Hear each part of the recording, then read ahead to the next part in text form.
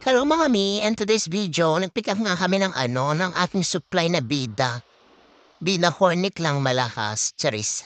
So ayan na nga, may order sa akin na 30 polybag ang aking buyer.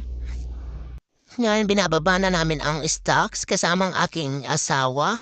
So pagtagbaba nga namin mga mi, ayan, tumawag ng aking buyer para ipa-deliver na. 30 minutes lang ang pagitan kasi hindi siya nag-reply kanina. So ayan, todo reklamo na naman ang asawa ko. Bakit ko daw hindi tinanong? Charis. So ayun, yun nga sabi ko, pag nasa Pinas ka, tamang diskarte lang magkakapera ka. Pero sa akin, yung mga ganansya ko dyan, konti-konti lang. Kumbaga, piso-piso lang, ganyan. Pero at least maramihan, di ba? Isang bagsakan lang. Di lang porket may apang mami, maasa na lang sa asawa, di ba? Kahit-kahit din pag may time. So, yun lang, mga mi. Bye-bye!